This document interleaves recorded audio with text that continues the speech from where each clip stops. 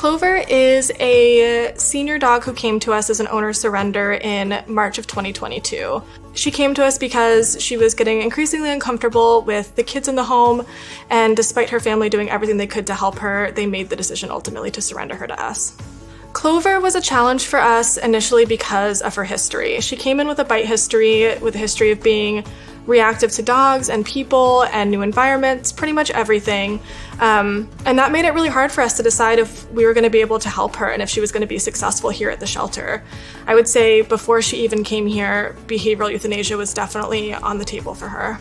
We really started really small with her because we knew that she got so overwhelmed easily, and we had to limit her care to what she was comfortable with. So we really let her set the pace for everything. And when she first got here, there was no touching, there was no petting, she wasn't going on walks. We were just getting her used to having people around her that she could love and trust. Clover was with us for about 6 months, receiving care in the shelter and in foster as well. I decided to foster Clover because I fell in love with her photo, and she was a senior. I love fostering senior dogs. The most rewarding part of fostering Clover was getting to watch her learn new things. She is incredibly smart. And she was with me for 6 weeks, so we got to learn fun tricks you would typically teach a dog, and she also loved agility, so I got to do that with her, and it was really cool seeing how quickly she picked up new things and how much she enjoyed learning, and seeing how her brain worked and processed things.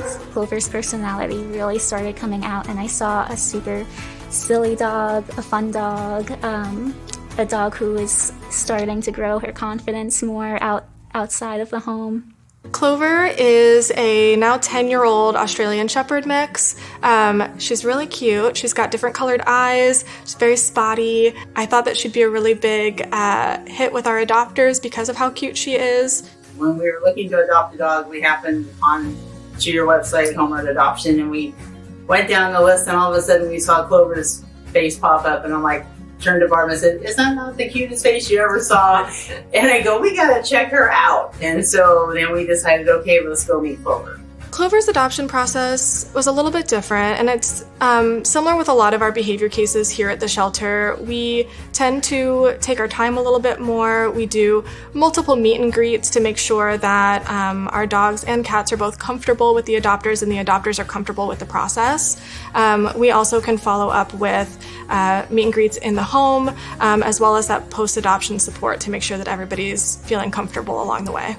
I think the favorite part for me about having Clover in our family is she's just brought love and support to all of us, and it's watching Matthew, our 24-year-old son that has autism, who adores her and she adores him. I think it's just, she's a part of our family. So if you understand that the dog is just like you, they're afraid, they get stressed out, they have anxiety just like humans do. So then once you understand that and you learn how to read the dog, now it is a part of the family. We don't consider her a dog, she is part of the family. You know, you would have to realize that it's going to take time, and it's a commitment. It's a commitment.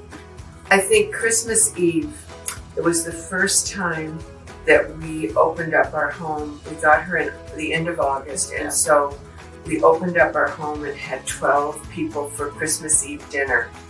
And we wondered if she would do well, and she did great. And we were so happy that she accepted everyone that came and laid down and just was just a part of the day, laid on people's feet, you know. She was just, it was her Christmas dinner too. I think that Clover is a good example of a dog that has a challenging history, but that still can find success and happiness, both in a shelter, in a foster home, and in an adoptive home. And I think it says a lot, both about Homeward and about sort of more troubling dogs in general, that a lot of times they just need the right people in the right time and set up to figure out what works for them. Clover's story reminds me that we have to keep showing up every day for these dogs and cats who need us most. Dogs like Clover don't really have anywhere else to go that can support them the way that we can here at Homeward Pet. And I think it's really important that we keep doing the work that we're doing because we're saving lives. When you take on something that sometimes is hard, then you are rewarded. So I think we all feel like that we've been rewarded by taking her on and loving her and having her love us.